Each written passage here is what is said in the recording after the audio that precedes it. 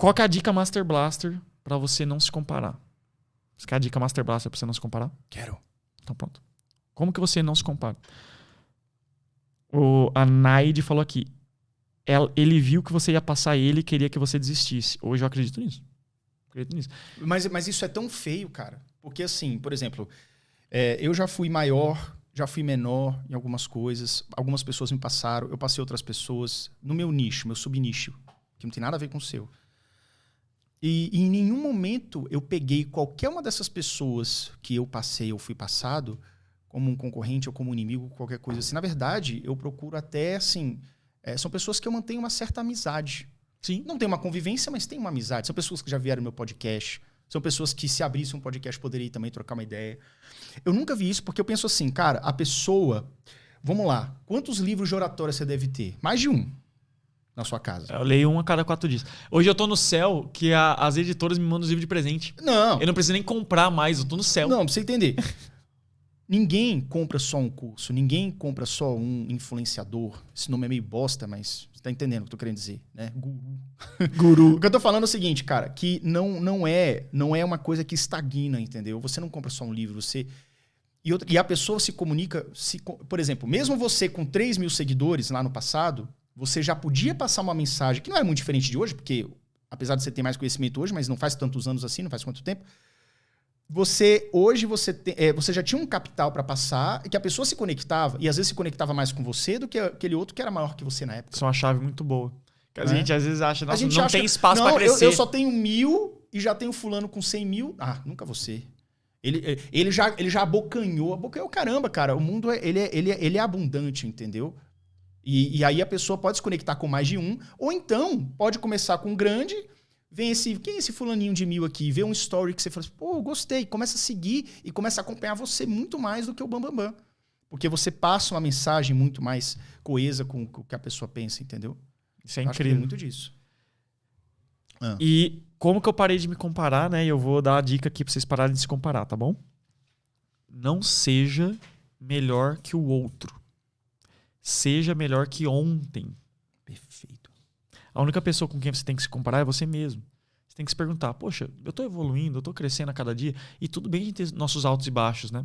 A gente tem que ter cuidado com as quedas em ascensão. Já ouviu falar desse termo? Não. Quem me deu esse termo foi o Paulo Numerólogo. Abraço, Paulo Numerólogo. Ele que faz meu mapa numerológico da Ele Micarla. me segue. O Paulo Numerólogo te segue. Um abraço, o Paulo Numerólogo. Você já fez mapa com ele? Não Paulão, fiz. faz o mapa do Yuri, vim tá? aqui, ó. E vi aqui também. Com certeza. Pronto. Paulo, o numerólogo, ele me falou um negócio muito foda, cara. As quedas em ascensão. O que acontece? A gente tá subindo, ó. Estamos subindo. Aí, de repente, fez isso aqui, ó.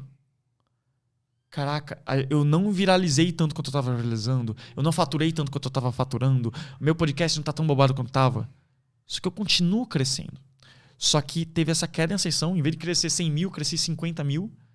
E a gente começa já a ficar deprimido. Você fala assim, pô, só 50 mil. Tá aí ligado? começa a falar assim, caraca, tô triste, tô mal, não tá dando certo.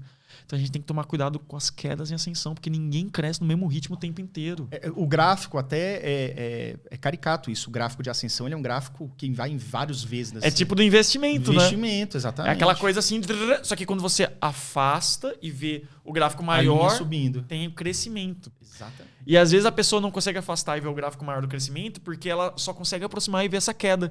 Essa queda fala, não é pra mim, e desiste. Uhum. Então tem que tomar cuidado com a queda em ascensão. Mas, cara, seja melhor que ontem. Se compare com você. Então, olha, por incrível que pareça, eu também nunca falei disso, tá? Então eu tô abrindo vários segredos aqui. Eu tinha o costume de stalkear a concorrente. Eu entrava no Instagram e eu ficava entrando no Instagram dos meus concorrentes. Outras pessoas falavam de comunicação, de oratória. Eu ficava assim, quantos seguidores será que essa pessoa tá? O que será que essa pessoa tá fazendo? Tá bom que existe uma coisa chamada benchmarking, tá? E benchmarking é uma coisa que realmente você tem que fazer. Uma análise do mercado, o que estão fazendo, as melhores práticas. Você não fazer uma coisa nada a ver, né? Então, assim, isso é uma estratégia, benchmarking. Mas eu não tava fazendo benchmarking. Tava me comparando. Será que esse cara tá com mais seguidor? E aí? Será que esse cara tá ganhando?